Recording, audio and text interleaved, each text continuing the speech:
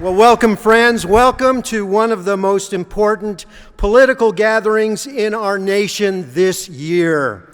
You will be joining with over 2,000 attendees, listening to 53 inspirational speakers, with the opportunity to attend 25 workshops to educate, to motivate, to empower you as grassroots conservatives. And as a result, we believe that you will be able to have greater influence in your community, in our culture, and in our nation. But more than that, this year's Western Conservative Summit is important because of our theme, Defending Religious Freedom and America's First Amendment.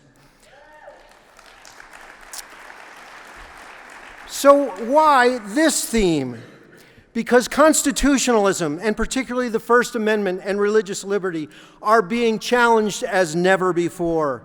And we believe it's the responsibility of Americans everywhere to understand why religious freedom and the freedom of conscience matter, and to speak out and stand up for each other's right to practice their faith freely. So this weekend, we're here to defend religious freedom and the First Amendment and send a bold message to the nation that this is the bedrock upon which our nation was founded, and we dare not forget it. So let me ask you, how did your forebears come to America? What prompted them to come? My wife's grandmother, Mary, came to America in 1923 as a Greek refugee from Smyrna, now known as Izmir, the very same city that Andrew Brunson was arrested in. Between 1894 and 1924, there was a staggered campaign of genocide orchestrated by three successive Turkish governments, Islamic and secular, against Turkey's Armenian, Greek, and Assyrian Christian communities. During this time, the number of Christians in Asia Minor fell from 20% to 2%. The ethnic cleansing, it was an ethnic religious cleansing. It's been noted by historians as the first genocide of the 20th century. The goal was to exterminate Christians from Turkey. 21 of Mary's cousins were slaughtered. All the males between 10 and 60 were killed. Girls who weren't killed were raped, abducted, and forced to convert to Islam. My wife's grandmother was only 12 at the time and escaped on one of the last boats out of the burning city. That's how she came to America. She came to a land of promise, and that promise included the right to believe and live out her Greek Orthodox faith without harassment, without losing her rights or her life. She came to a land with a stable constitution and the rule of law, and a First Amendment which said, Congress shall make no law respecting an establishment of religion or prohibiting the free exercise thereof, or abridging the freedom of speech or the press, or the right of the people peaceably to assemble and to petition the government for a redress of grievances. Many refer to religious freedom as our first freedom, not simply because it's the first in order of importance mentioned in the Bill of Rights, but not simply because it was important to the many religious refugees who are coming to our shores, but also because they had this conviction that there was a vital connection between our first freedom and the rest that followed. That if religious freedom was ever taken away, these other First Amendment freedoms would be threatened as well.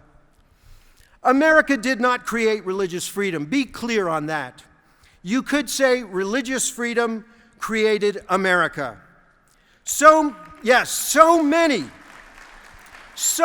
of the early settlers came fleeing oppressive, intrusive states. They came believing that God alone is the Lord of the conscience, and that no one should be compelled to embrace any religion against his or her will. But all should be able to live out their faith freely. And the First Amendment set up a crucial barrier against the state mandating belief. But this is not to suggest that faith was unimportant to our nation's founders. Quite the contrary.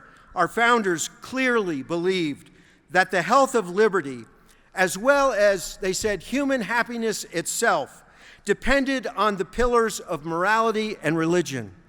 They knew that morality was necessary for Republican government, and religion was necessary for morality, and therefore religion was necessary for our Republican government. And while they encouraged and promoted and sometimes even partnered with various religious causes for the common good, they also resolved that there would be no national church, but we would be free to worship and live according to the dictates of our consciences. I like to summarize it this way. They believed in the freedom of religion, not the freedom from religion. Get the difference? So fast forward with me to America of 2019. Here we are, not quite 250 years later, and religious liberty is under assault in our country as never before. And it's not just an attack on religious freedom, but what often seems like a revolt against the constitutional order itself. Not only that, but all around the globe, it seems like religious persecution is on the rise. Consider some of the evidence, first in our own country. Starting with the U.S. Supreme Court's secularization project, beginning in 1947 with Everson, the definition of religious liberty was no longer derived from the Constitution's text, but instead they relied on a metaphor from a letter by Jefferson alluding to a wall of separation. And with this tool, the court began pushing for a strict separation, freedom from religion instead of freedom of religion. More recently, one thinks of the Obamacare mandate that would force groups like the Little Sisters of the Poor to cover the cost of contraception and abortifacients in their employees' health care plans. This was against everything they stood for. The Obama administration had every opportunity to allow an exception, but no, they mandated by law that this would happen, and it was a violation of their religious beliefs about the sanctity of life.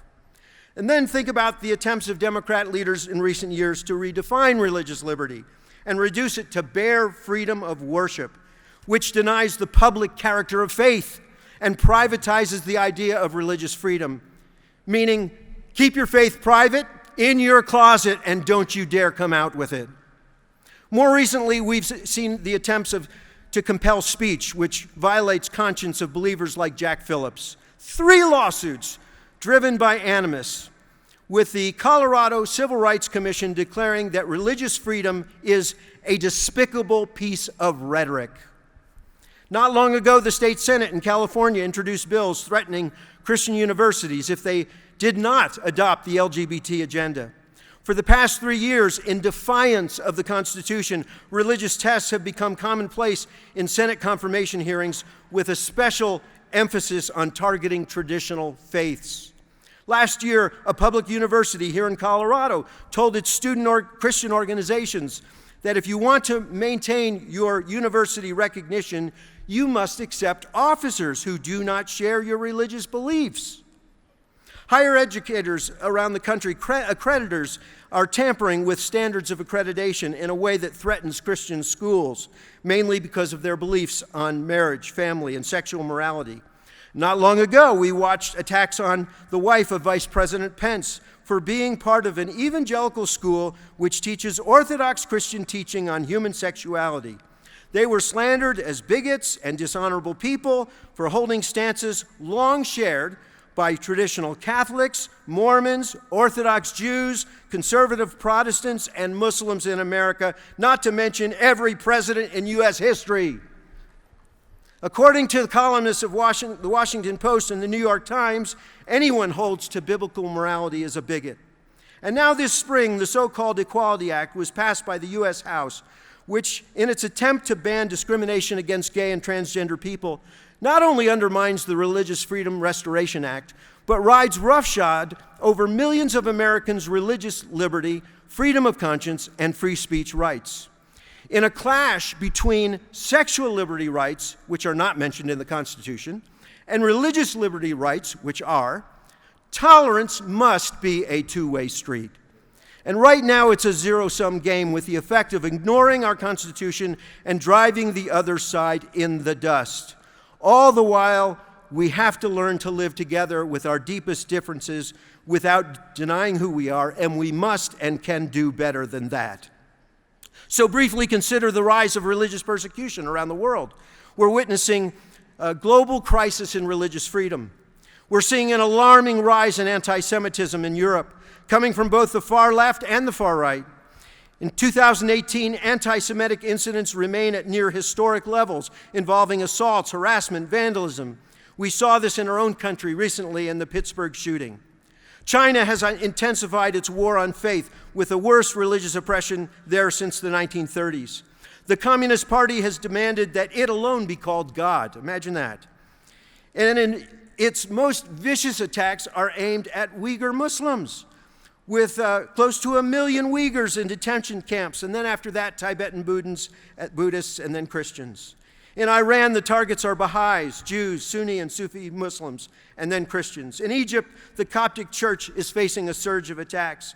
In Europe, we're seeing churches vandalized, defecated on, and torched.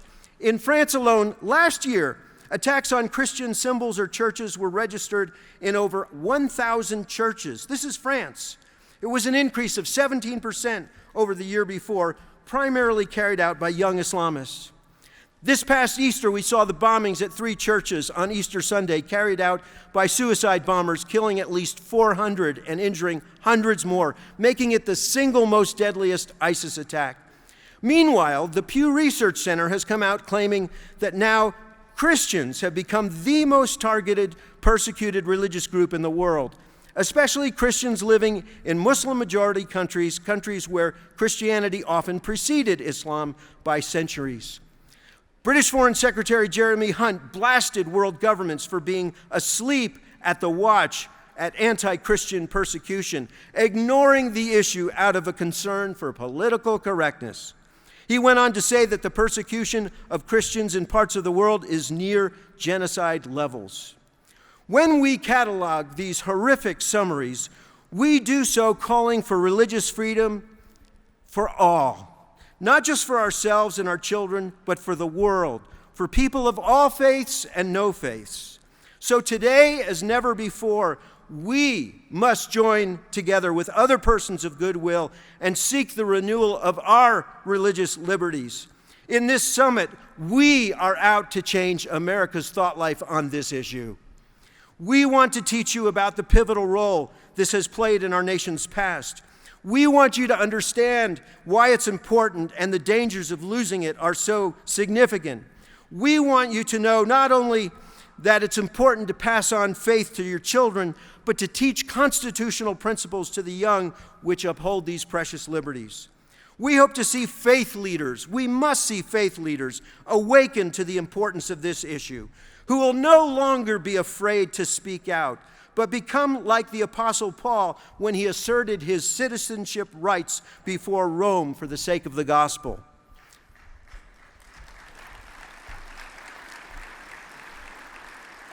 So friends, it's time to come back to our first freedom, to quit being silent, to take a public stand.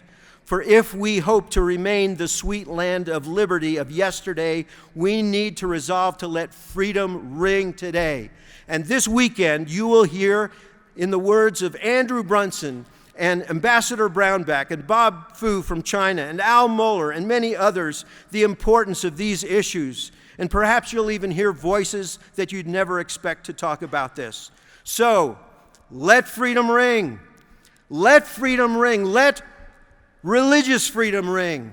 Let First Amendment freedom ring so there is liberty and justice for all. God bless you.